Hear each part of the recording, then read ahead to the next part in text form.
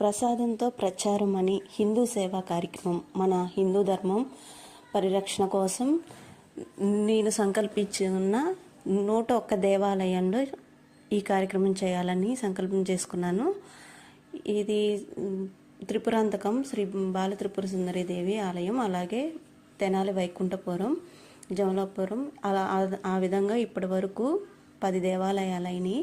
101వ గుడిగా అయోధ్య వెళ్ళి మా యొక్క సేవ, హిందూ సేవ అనే ఈ కార్యక్రమాన్ని ముగించాలని సంకల్పం చేసుకున్నాము.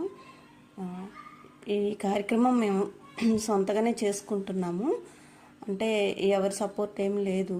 నేను కొంచెం సోషల్ యాక్టివిటీస్గా ఉంటాను. నాకు సేవా ట్రస్ట్ ఉంది. దాని ద్వారా ఇప్పటి వరకు మహిళలకి ఫ్రీగా టైలరింగ్ నేర్పించడం, అలాగే వృద్ధాశ్రమంలో వాళ్ళకి, పేద పిల్లలకి ఫ్రీగా బట్టలు నా సొంత క్లాత్తో కుట్టి ఇవ్వడం, అన్నదానం, ఎవరికైనా మందులు అవసరమైతే అలాంటివి చేస్తూ ఉండేదాన్ని. అదేవిధంగా ఇప్పుడు మన హిందూ ధర్మం కోసం కూడా ఈ యొక్క కార్యక్రమాన్ని చేపట్టాను. నేనే ప్రసాదం కూడా నేనే స్వయంగా తయారు చేస్తున్నాను. ఎందుకంటే ఎవరు ఎలా చేస్తారో తెలియదు కదా, అందుకే ప్రసాదం కూడా నేనే నా సొంతగా తయారు చేస్తున్నాను.